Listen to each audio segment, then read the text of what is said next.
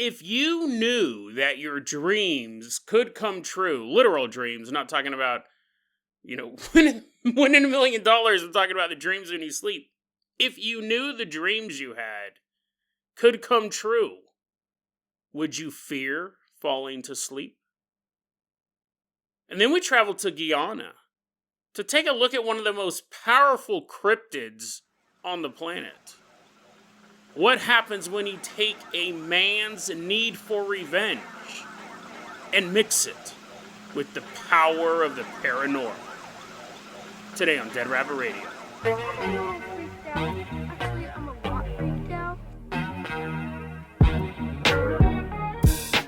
Hey everyone, welcome back to another episode of Dead Rabbit Radio. I'm your host, Jason Carpenter. I'm having a great day. I hope you guys are having a great day too. I hope you guys are having tons of fun doing whatever you're doing. There's a movie I want to see this weekend. I'm not going to be able to see it because they're not going to play it locally. But I'm really looking forward to Longlegs. Have you guys heard anything about this movie? I love bizarre marketing campaigns. This isn't one of them. They're not paying me to talk about this. I don't know if I've mentioned Longlegs on the podcast yet. But basically for the first 2 or 3 months, Neon, which is the distribution company, maybe they produced it as well, but they've been releasing 30-second long to a minute-long trailers, and they wouldn't even tell you what the movie was. It's really, really scary stuff that would pop up, and the video would be titled, It Feeds Now, or It's Walking Past You, or whatever it was. It'd have these really bizarre titles, so they wouldn't tell you what the movie was. And then, after about 3 months, people are like, what's going on here? They announced the movie was called Longlegs. And again, after months of marketing it, they're like, oh yeah, Nicolas Cage is in it. And you're like, what? Okay, I'm on board. Longlegs looks really dope. I'll drop the trailers in the show notes, and I'll drop the full-length trailer. And even the full-length trailer, you're like, I have no idea what this movie's about. It involves the FBI. And the only reason I know that is because they say, hey, look it's the FBI coming. I don't know if it's supernatural.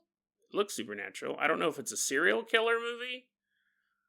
I don't know if it's... I don't know. So I love movies like that. I love not knowing what I'm about to watch. And if you market it to me for 3 months and I still have no idea what I'm about to watch, I'm on board. The original Ring advertising, the trailer for The Ring and the commercials for The Ring way back in the early 2000s, they didn't tell you what the movie was about. You had no idea what you were walking into opening weekend. It was fascinating stuff. Someone else who's equally fascinating, though, okay, that might be building him up a little too much. I don't know if he's as fascinating as Longlegs, but maybe he is. Walking into Dead Rabbit Radio Command, give it up for one of our legacy Patreon supporters, Space Age. Woohoo, yeah, wee, ha ha ha, Space Age, Astronaut Man, floating on into Dead Rabbit Radio Command. Space Age, you're going to be our captain, our pilot this episode. If you guys can't support the show financially, I totally understand. I really, really do. Just help spread the word about Dead Rabbit Radio. That helps out so much. Tell your friends, tell your family, tell everyone you know. Dead Rabbit Radio is your favorite paranormal show. Space Age, let's get this party started. I'm going to toss you... you should be at home with this. I'm going to toss you the keys to the Dead Rabbit rocket ship. Everyone hop on board as Space Age zips us up into space and then back down to Earth to investigate these stories. We're going to head to a house in the suburbs.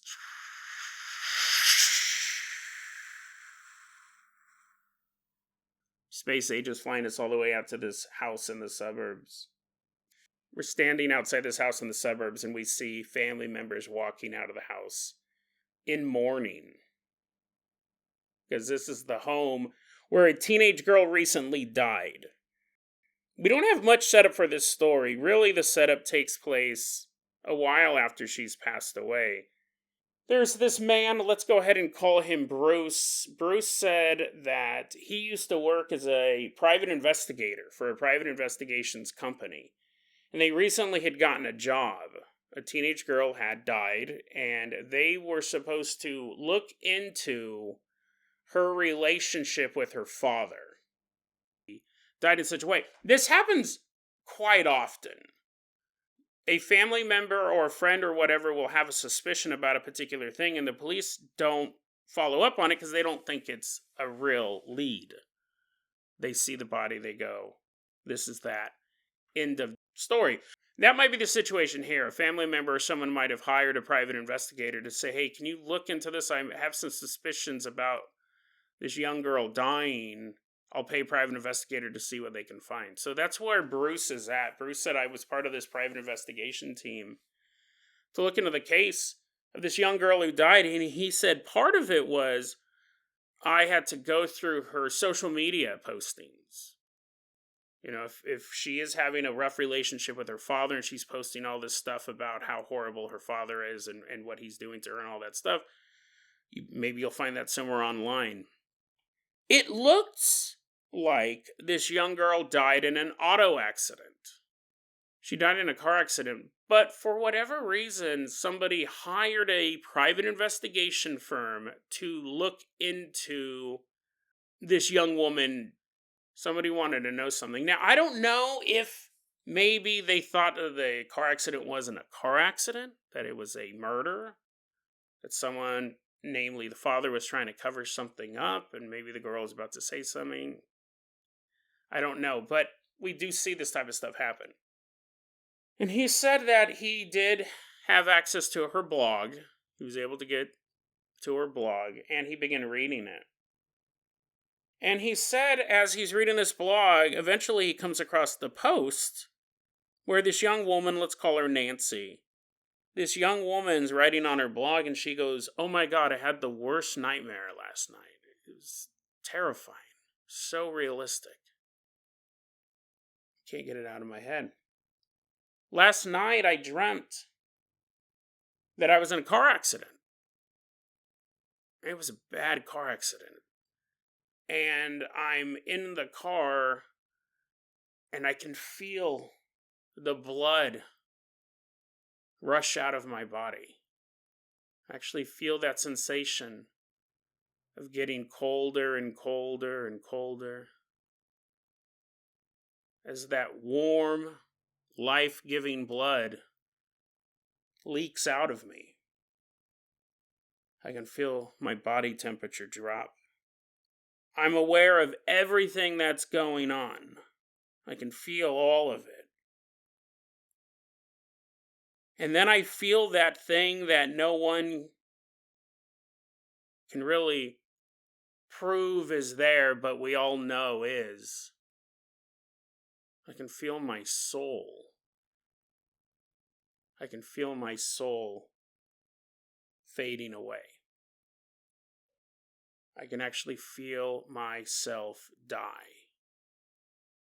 And my connection to this world slowly and irreversibly being severed. Bruce said that this was posted a year before she died. And he said it was traumatizing to read. Those are his exact words. It was traumatizing to read. To read this young girl a year before she died actually explain almost exactly how she was going to die. He said she included just vivid details of the feeling of her life slipping away as she bled out. And he's reading this, in retrospect, obviously, he's reading this knowing she will die like this. She will die like this. Had this dream a year before she died, and that's the only reason Bruce is reading her blog now. Because she did die exactly that way. It's quite terrifying to think. It's quite terrifying to think that this is one of those things, we've talked about this before. I find it, this I think is a very, very common paranormal phenomenon. I think this happens more often than not. But I think that most people don't tell others. We covered a story not too long ago about a guy who had a dream that he would be killed riding a skateboard. And eventually that came true. And he was telling everyone about that. He got in an argument with a neighbor. He's like, oh, you'll be sad when I get hit by a car on a skateboard. And the guy's like, what? He was telling everyone about that. So when it happened, a lot of people were really shocked by it. This young woman had this blog. Now, if she hadn't had this blog, She just woken up from that nightmare and was like, oh my God, it was terrifying. She never told anyone, then we wouldn't know. And I think that happens a lot. I think a lot of people have these dreams. I remember one of my favorite, if I had to make a favorite list of people who dreamt their own death, there was that one we covered on the show about this big cruise ship. I think it was like one of those ships that was like half passenger, half cargo, is old-timey, that was coming around Africa. When did this take place? Like late 1800s, early 1900s? And one guy, there's like, I think 100 people. Again, I don't have the notes. I didn't plan on talking about this one either. I'll put the episode in the show notes. To make a long story short, one of the passengers has this horrifying dream. Everyone's lined up on the deck of the boat, including himself, and standing in front of the crowd was a man holding a man in a military uniform holding a sword in one hand and a bloody rag in the other. And this dude, he's like, he woke up, there was a lot of stuff that he already thought was wrong about the boat. He was very well traveled in the high seas, and the boat was listing, the boat was doing all this stuff that he's like, they must have like built it wrong, or that they put all the cargo in the wrong place and it's making the boat tilt, whatever. He actually tried getting other people off the boat at the next stop. It's like going to stop in South Africa. And he's trying to get people off, and they're like, no, we're going to stay on the boat. Well, he was the only passenger to disembark at that point, and then the entire ship went missing. They assume that it went under. There were boats in the area, and they think they might have seen it, but they never found any of the people. And he actually testified at the hearing over what happened with that boat, and he told that dream. He listened to it. I wonder if other people on that boat also had a dream and they just ignored it. I wonder how often this happens. I think dreaming of your own death would be creepy. I've had multiple dreams where I've died. I had a dream where I had to stab myself. In the dream, I was on an alien planet, and the only way for me to teleport back home was to kill myself. So, this hot human woman who was also captured by the aliens. I think she was like a double agent or something like that. She's like, you got to do it. You got to do it. The only way out of this is you have to kill yourself. And I had this long knife. And the aliens, they looked human as well, but they just kind of had goofy uniforms on. They're coming into the room I was at. They're going to take me somewhere. It's a long dream. It's kind of the only part I remembered. And I had that knife, and I held it up to my breastbone. And I knew I was going to have to push it really, really hard to get through the bone. And they come in, and I realize I've run out of time, and I don't hesitate. I begin to thrust that knife into my chest, but it's not quick. It's not quick at all. And I push that knife in. I mean, the blade itself had to be like 8-10 inches long. I begin thrusting that knife through the breastbone into the heart. I can actually feel it penetrate the skin and go through the bone. And then I feel it stabbing into my heart and opening my heart up. It's just intense pain. And I woke up. I was probably in my early 20s when I had this dream. I woke up, and for the next, I would say, couple weeks, honestly, I had a fear of knives. I didn't want to be around knives, not even knives in my own house, like steak knives and stuff like that. I'd be like, well, Pancake, I'm eating you like a taco. I'm not even using a butter knife. I didn't want to be around knives. And I remember I woke up, my chest hurt. I had a pain, but it felt more like surface pain, and the pain felt almost in the bone. I didn't have like deep-seated heart pain, but I felt like my bone had been broken. It sucked, dude. And again, it took me a long time to get used to knives. I didn't die. I didn't have a heart attack. I haven't been. Maybe tonight I'll get abducted by aliens. I'm like, oh no, I recognize those goofy suits. I'm like, no. I've had a lot of dreams where I've died, fallen off buildings, hit the ground, splattered, and then my soul shot out of the top of the body. And then I saw my splattered remains on the ground, woke up. I've dreamt a lot in my dreams. I've died a lot in my dreams over the years.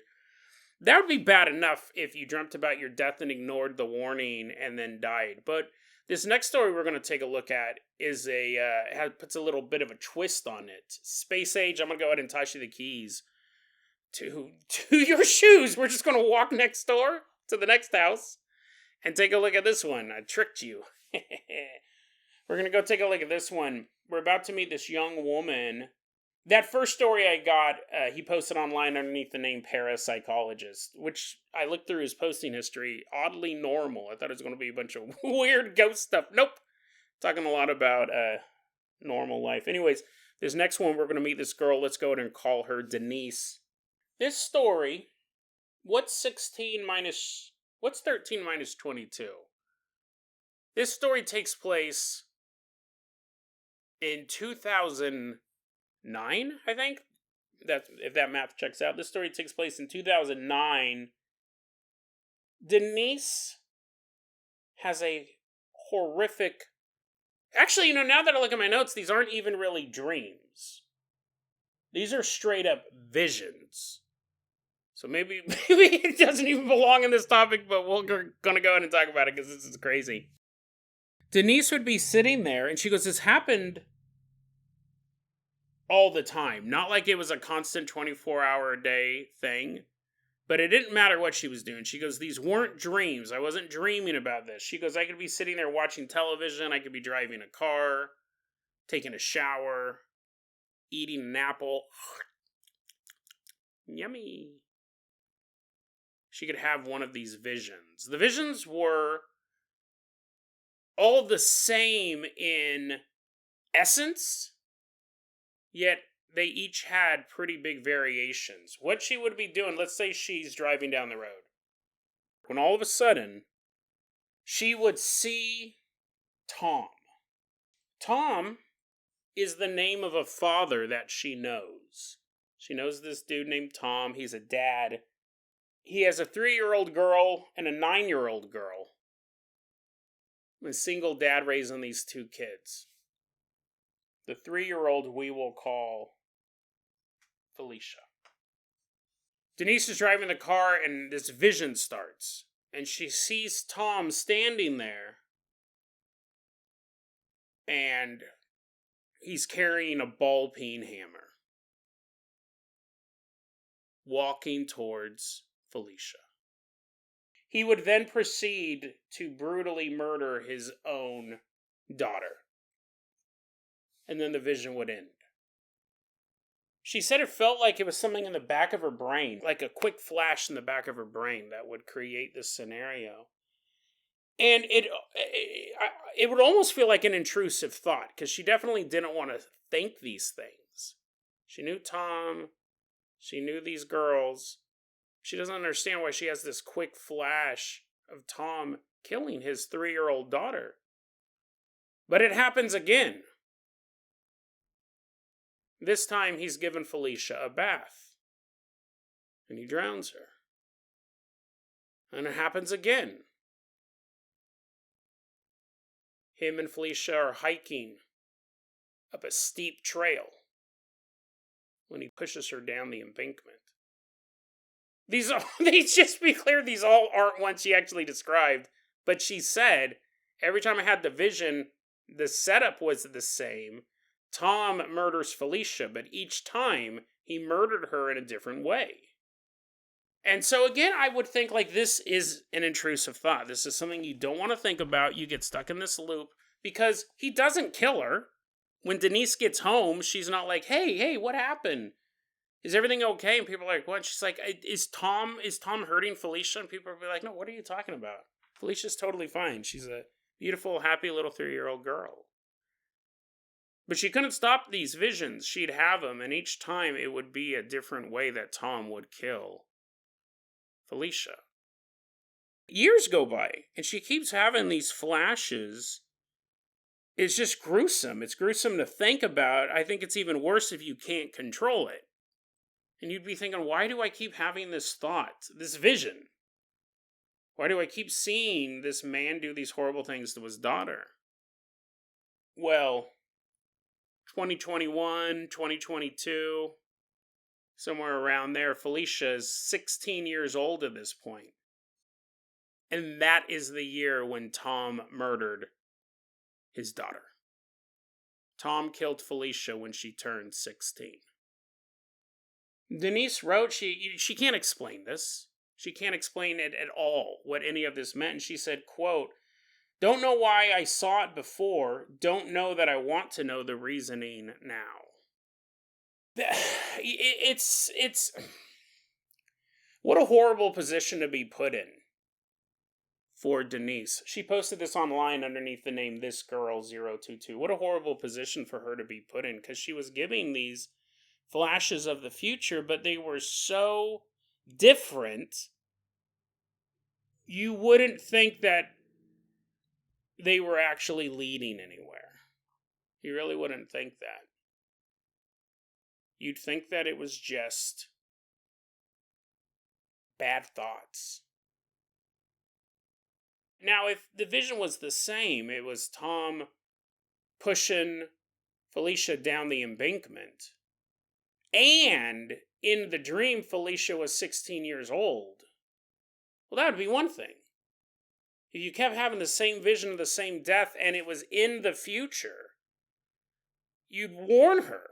You'd try to intervene. But if you're watching this guy kill his 3-year-old daughter, and then a couple years later the visions continue, but now he's killing his 7-year-old daughter, and now a couple years later the visions continue, he's killing his 14-year-old daughter, how do you interact with that? How do you stop that? What do you say? Hey, Felicia, look out. You are going to die at any point between now and whenever these visions stop.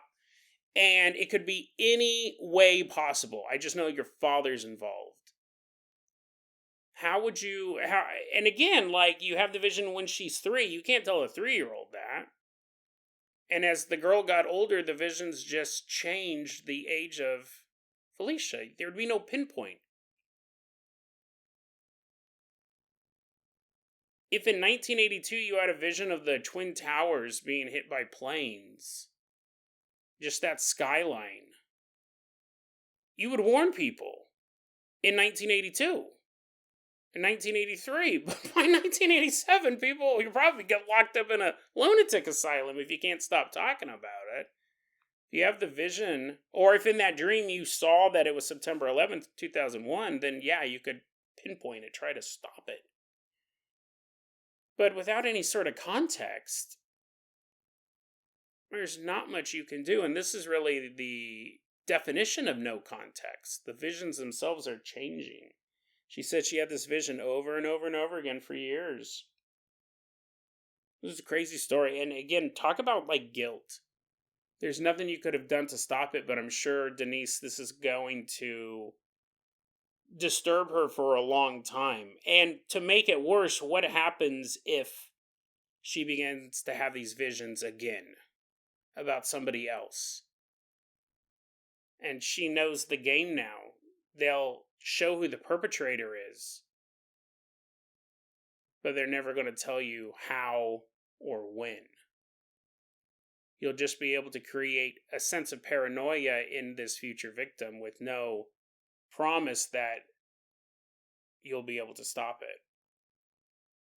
It was an absolutely bizarre story. You think of visions, I always thought visions are helpful in a way, even if it's a vision of a bad thing. Like yesterday's story, the guy having the vision of going to hell while he is on his deathbed and he survives. You could be helpful, right? You could say, I'm going to change my ways. I'm going to fix some stuff about my life. Visions, even when they're bad, you go, now I can avoid that. I've been shown the truth. I can stop that from happening. But if they're just so chaotic, then they might do more harm than good.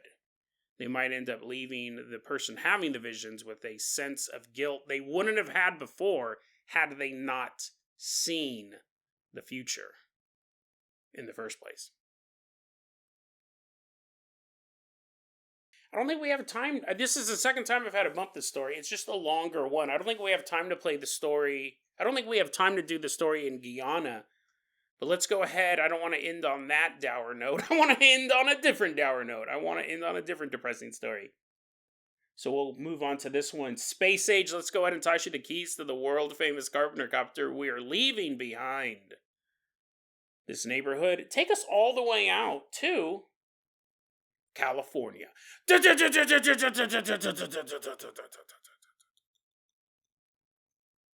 get that Guyana story one of these days. It's had it ready to go for a long time.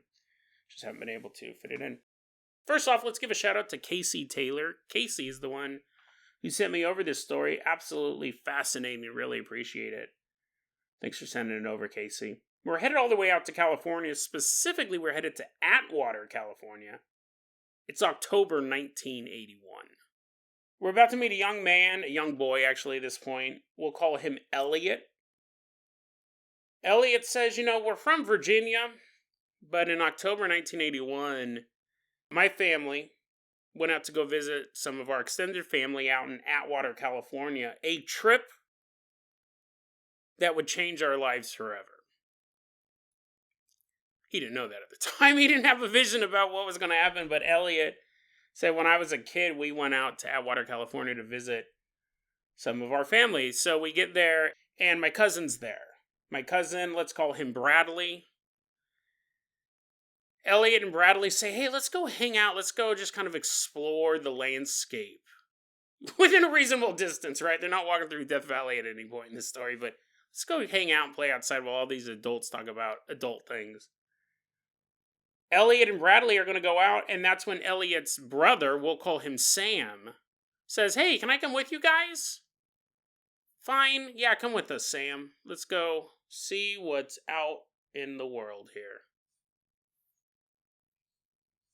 They're exploring the area around Bradley's house, and off in the nearby distance, again, it's not in the middle of nowhere, but it's also not right next door. You wouldn't want to live next door to this thing. There was an old storage building sitting there. It was a single-story storage building that had been long abandoned. So a blight on the landscape, it's something that you don't want to wake up in the morning and see out your window, this ugly old abandoned building, but for a group of boys, it's full of adventure. It is a place you can go and live out any adventure you want. Elliot, Sam, and Bradley, they walk out to this building, and they get there, and it's a long building with a single long hallway running through it, and then there's 4 rooms, 2 off to each side. The rooms are large, the building's fairly big, and there's no windows. Each room is separated by a brick wall. There's just a door leading in and out of each one. So they go there and they just kind of start goofing off. Elliot says we went in there, it was abandoned to the point that there was nothing else in there. All the equipment had been moved out. Whatever had been there before was gone. So we just had these giant empty rooms that we're just kind of goofing off in. Sam was keeping himself entertained because either he found the chalk, I don't know if he found chalk or if he carries it on him all the time, but Sam started drawing on the walls in chalk and making up ghost stories, weaving creepy tales as they're hanging out in here. They're hanging out here for a while, having fun, probably mostly just, not having to hang out with adults, but after a while it's time to go back, and that's when Elliot realizes that he can't find his comb. He had a comb in his shirt pocket. He had a comb in his pocket and he can't find it. And we don't know the ages of these kids, but one thing's clear. Sam is the younger one because when Elliot gives an order, Sam must obey. Elliot goes, hey Sam, I left my comb in that first room over there. The first room we went into. Go get it for me. Go get my comb. We'll be waiting outside. We'll just be sitting here. And Sam's like, whatever. I'll go get your comb. He's probably going to use it a bit. He's probably going to use it. Look how cool I am. I'm way cooler than my brother. He makes me get a comb. I have a comb. Sam goes down the hallway back to the first room they entered to go find the comb. Elliot and Bradley walk out of the building and they just kind of sit down in the grass. And they're just sitting there talking. But as they're sitting there, all of a sudden, Elliot realizes, what? Here's my comb. He said it actually fell out of his pocket. He couldn't explain it. He goes, what? Oh, well, it must have been in there. I swear I checked for it, but here's my comb right here. Hey, Sam! Sam, I found my comb, dude.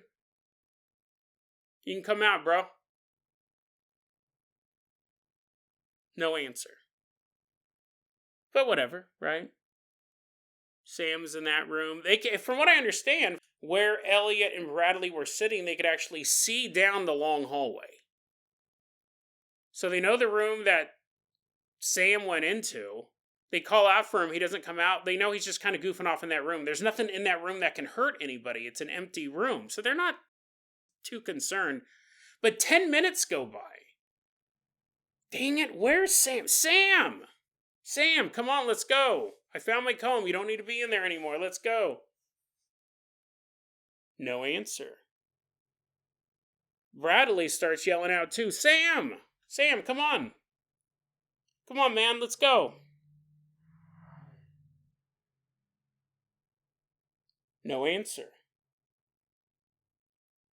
Elliot and Bradley kind of look at each other like, let's just go in there and get him. I mean, like, he's probably just drawn something. They're not thinking anything's wrong. And as they're walking towards the building, they're not that far away from it. Again, they can see the interior of the building. They can see that long hallway as they're walking towards the building.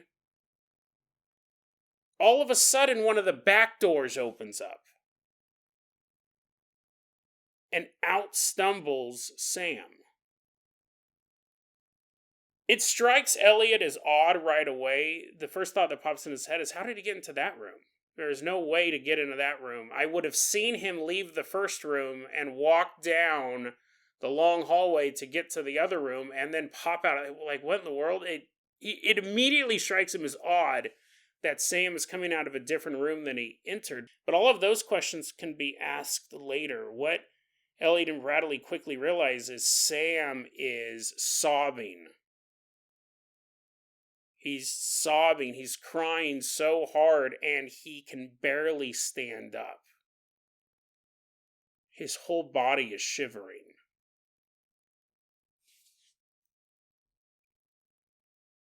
And then Sam collapses to the floor.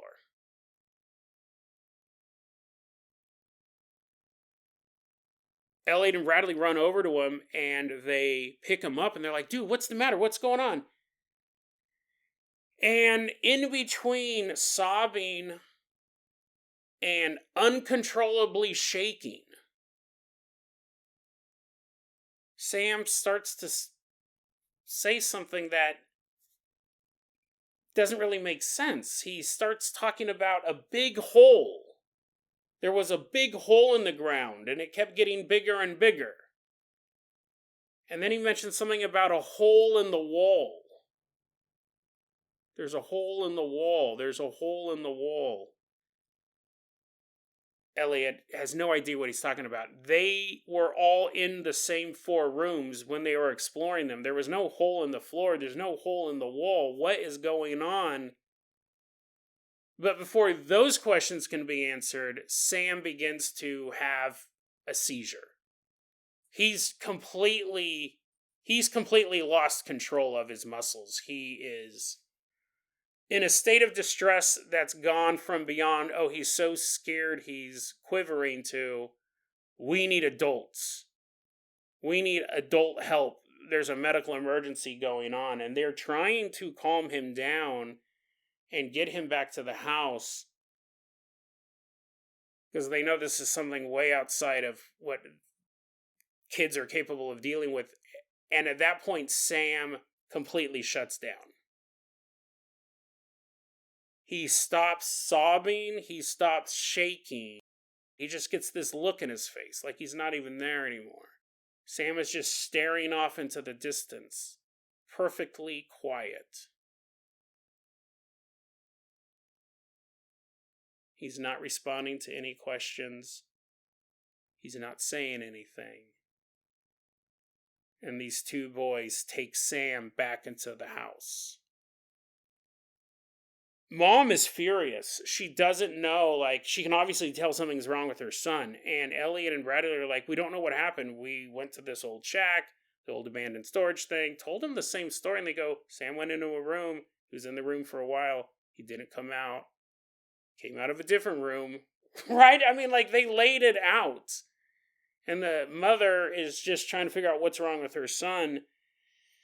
And she doesn't know. She doesn't know what it is, and neither do the boys. They say, Elliot goes, we actually went back to the building. I don't know if they did it that afternoon or not. But Elliot says, me and Bradley went back to the building. We go, how in the world did that happen? Did he see something? Did something scare him? And he goes, we weren't able to find anything. We couldn't find any holes. But we also couldn't find anything that could have like scared him, or like maybe his imagination ran wild, or maybe his imagination ran wild. Maybe he saw a shadow and he thought it was something. He goes, there was nothing there. The building was empty, like it had been when we were in it earlier. The story started in 1981. This was posted online in the year 2011. And Elliot says, my brother was never the same since. He used to be this really outgoing kid. Friendly, talkative, great guy. But for the past 30 years, he's a shadow of his former self. And those were Elliot's exact words. He said he's nervous, withdrawn. He's not who he used to be. 30 years later, Elliot still writes, I miss my brother. I miss my brother. He's there physically, but mentally, something changed. And I miss who my brother used to be.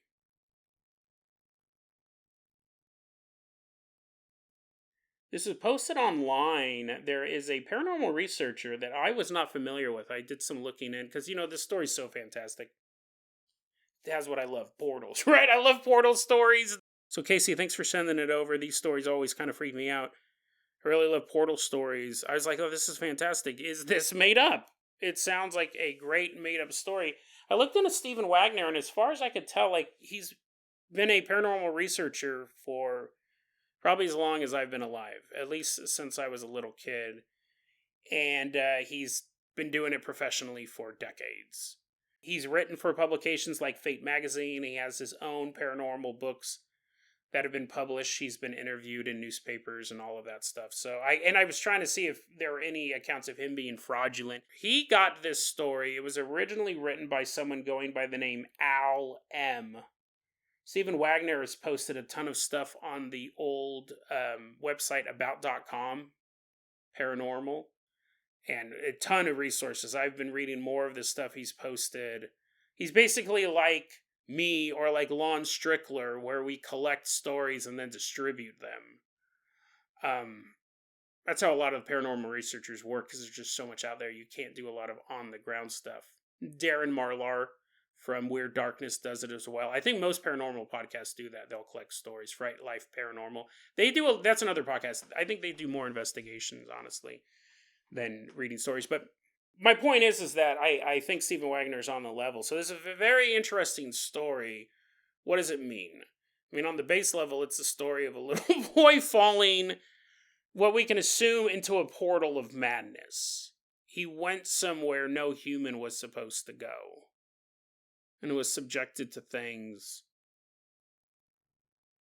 no man was supposed to see.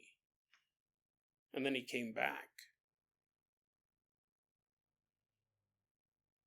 I think it can be implied, I was wondering about this, is if the comb was part of this phenomenon as well, that the comb had vanished and then came back.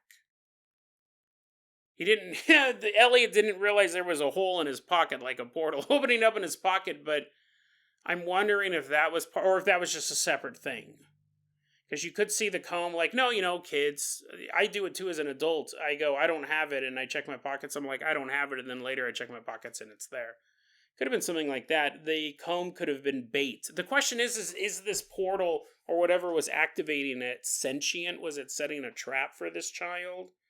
Or was it just a fluke? It was just bad luck that this kid fell into it. Where did he go and what did he see? You can imagine the terror. I mean, Ellie can go, I want my brother back. Like, he never was the same after this experience. Think about the terror that would have ensued had they never found him again. If he went into that room and he didn't come back at all.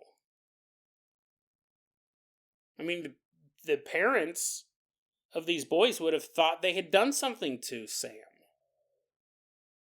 They 100% would have thought that they did something to Sam, whether it was accidental or on purpose, and they were both covering it up. Like, who would believe?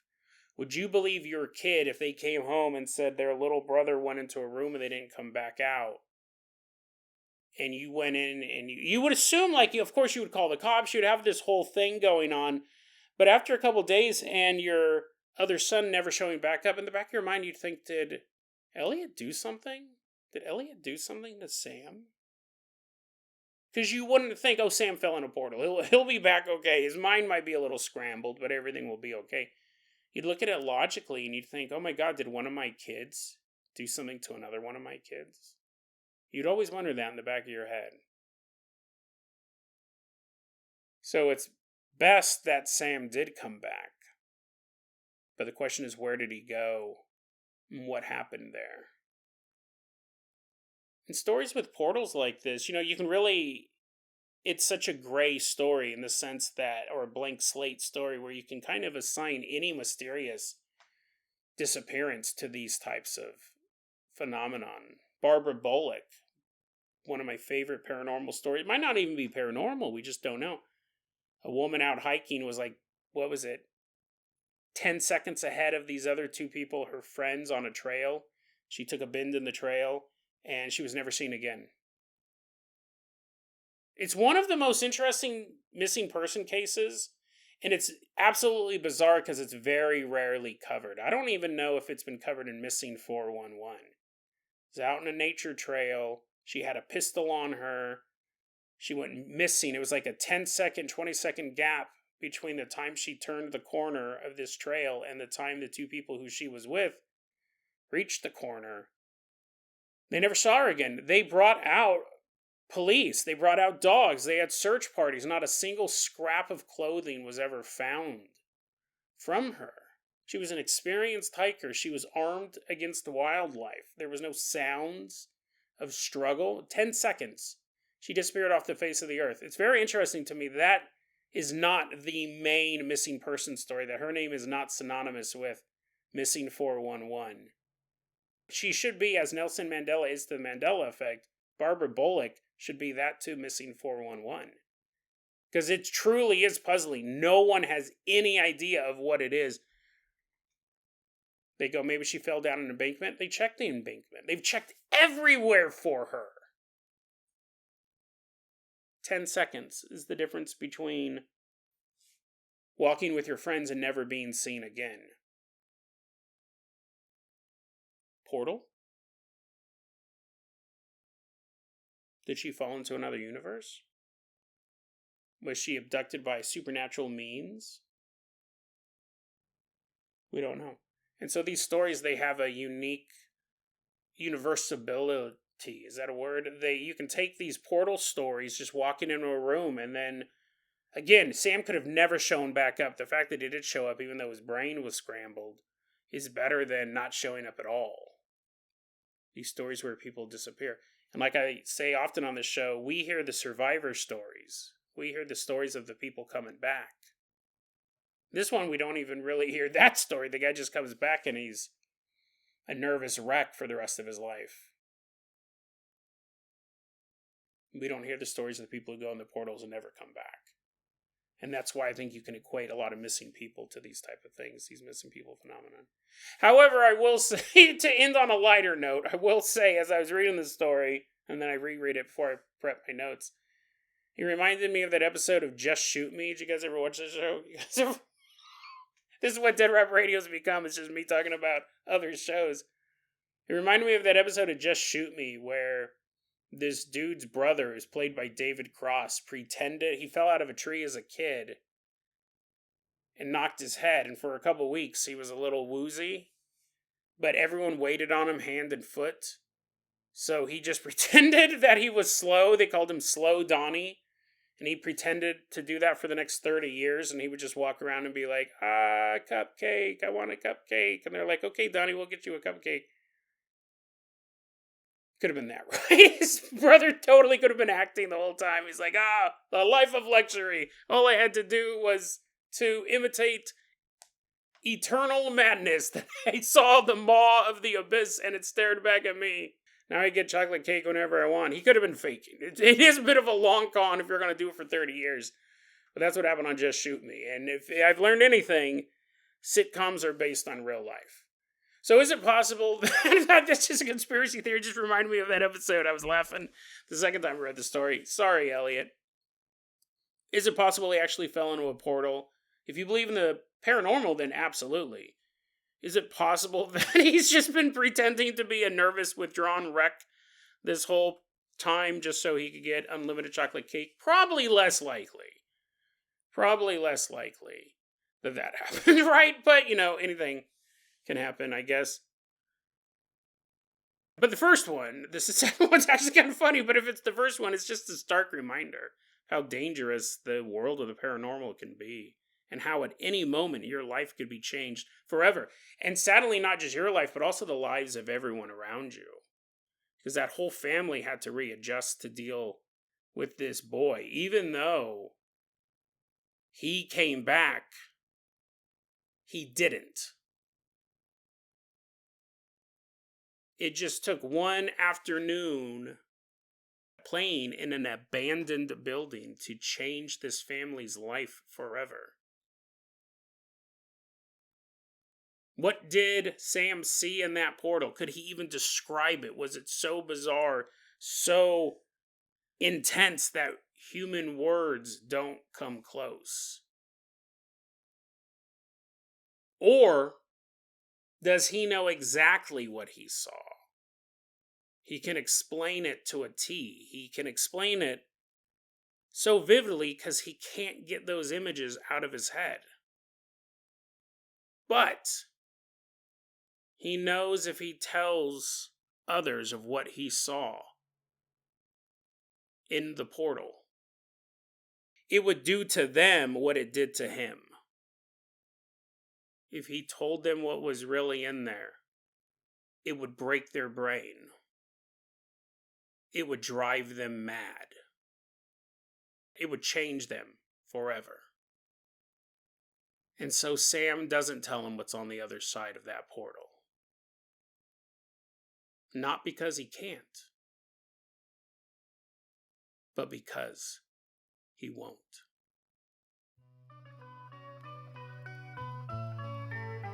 DeadRabbitRadio@gmail.com is going to be your email address. You can also hit us up at Facebook.com/DeadRabbitRadio. TikTok is @DeadRabbitRadio. Dead Rabbit Radio is the daily paranormal conspiracy and true crime podcast. You don't have to listen to it every day, but I'm glad you listened to it today. Have a great one, guys.